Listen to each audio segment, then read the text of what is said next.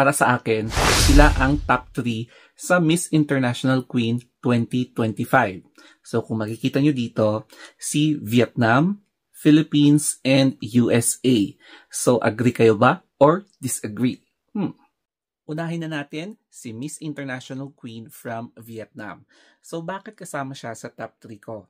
Kasi in every angulo, mapakandid man o kaya official photo shoots, laging merong kakaiba sa kanya na glow. Napapansin kasi siya So parang mapapa second look ka or even third look. Ganun yung eksena ni Miss International Queen Vietnam. Kumbaga meron siyang dala-dalang invisible na ring light, diba? And babaeng-babae talaga ang kanyang eksena. So kahit saan man siyang rumampa, magpakita, parang, uy, sino yun? Parang ganun yung magiging eksena mo sa kanya. And yes, galingan niya ulit doon sa kanyang final performance kasi nung pinanood ko yung sa kanyang preliminary interview, yung rampa, tapos yung eksena niya, malinis din, pulidong-pulino. So yung isang challenge din sa kanila is yung communication. So if ever man na maitawid niya yung Q&A, matakot ka na. Baka makakakuha din sila ng another crown. Next naman is Miss International Queen Philippines and Patricia Lorenzo. Ibibase natin sa preliminary interview and syempre sa mga experiences niya and sa mga nakikita natin sa media press con. Yung nakita ko sa kanyang gown is napaka-finesse yung galawan niya. Hindi siya magaslaw, as in pulido, malinis, plakado. And then sa swimsuit naman, alam mo yung parang meron din siyang dalang sariling ring light.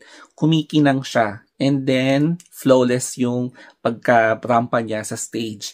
And then sa communication naman is, yun yung isang advantage natin bilang isang Pilipino. Yung pwede tayong makapag-communicate through the English language. So, ito yung mga tatlong nakikita kong baraha na pwede niyang idala sa Thailand, lalo na ngayong finals. And syempre naman, yung kanyang experiences, yung kanyang support sa fan-base support ng Pilipinas, mas lalo talagang mapapaangat yung bandera ng Pilipinas. At ang pang-third naman natin ay si Miss International Queen from the United States of America. During her overall performance sa kanyang preliminary competition, ang naramdaman ko at napansin ko sa kanya is yung confidence, yung stage presence talaga niya na she is screaming power. So, nung nakita ko ang kanyang interview, medyo malalim yung hugot niya, no? Tsaka, ramdam mo rin kung ano yung pinagdaanan niya. Ang pinakauna dyan is being a black colored na transgender.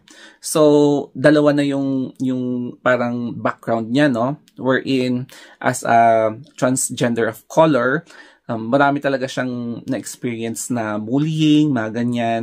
Tapos, ibang-iba talaga ang racism doon sa kanilang place. And then, being an LGBT, being a transgender woman, iba na naman yung eksenang ganon sa kanilang place kasi iba din yung trato. Medyo extreme talaga, lalo na kapag makaka-encounter ka ng taong may saltik. So, kakaiba talaga yung treatment doon sa kanilang place as compared dito.